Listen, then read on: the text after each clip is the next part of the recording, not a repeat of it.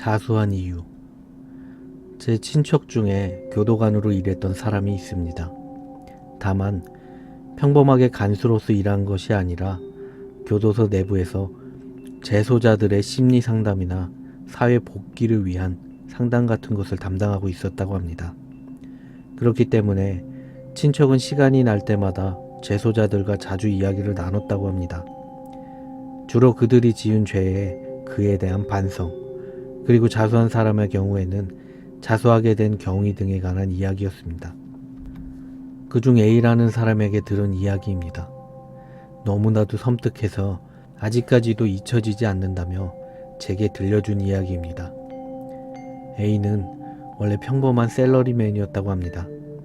하지만 현재 살인죄로 복역 중입니다.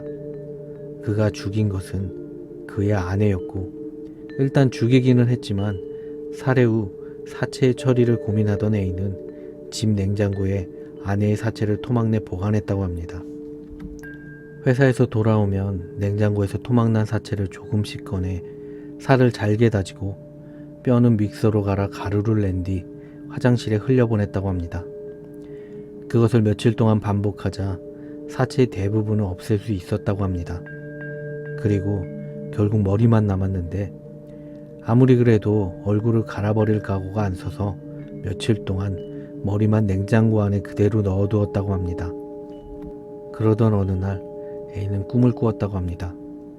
죽은 부인이 테이블 위에서 고개를 숙이고 앉아 있었다고 하는데, 고개를 깊숙이 숙이고 있어서 표정은 전혀 보이지 않았고 테이블을 잡고 있는 손이 부들부들 좌우로 떨리고 있었다고 합니다.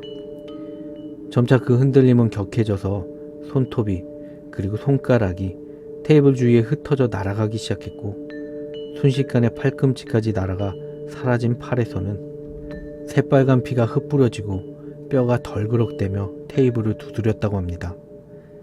거기서 잠에 깨어난 A는 한동안 땀에 흠뻑 젖은 채 충격에 사로잡혀 움직이지 못했다고 합니다. 겨우 안정을 되찾고 거실로 갔는데 냉장고가 조금 열려 있었고, 그 사이로 목만 남은 아내가 자신을 바라보고 있었다고 합니다. 깜짝 놀란 A는 냉장고를 닫고 문을 청테이프로 막았다고 합니다. 이때까지는 겁에 질려 있을지언정 아직 자수까지는 생각하지 않았다고 합니다. 그리고 그날 냉장고에 넣어둔 머리를 처리하기가 껄끄러웠던 A는 결국 새 냉장고를 사기로 했고, 1인용 소형 냉장고라 따로 배달을 부탁하지 않고 직접 가지고 돌아왔기에 다른 사람의 눈에 청테이프로 감은 냉장고가 들킬 일은 없었다고 합니다. 그리고 A는 그날도 꿈을 꿨다고 합니다.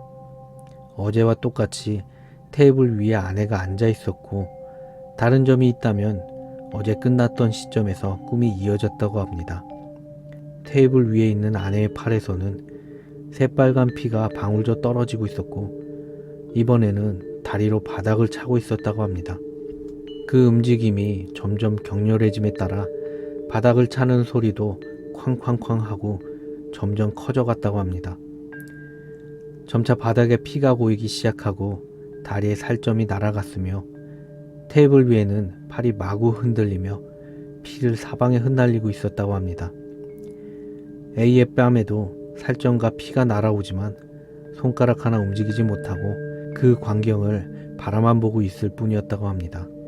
머릿속에서는 빨리 깨어나야 한다는 생각뿐이지만 꿈은 좀 채 끝나지 않았고, 방 안 가득 흩날린 피가 기분 나쁘게 빛나고 있는데, 그러던 중 갑자기 아내가 움직임을 멈추었다고 합니다.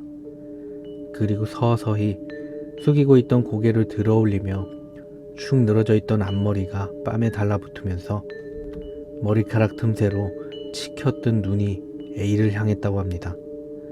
그리고 얼굴을 완전히 들어 올렸을 때 내 몸을 돌려달라는 아내의 절규가 울려 퍼졌다고 합니다.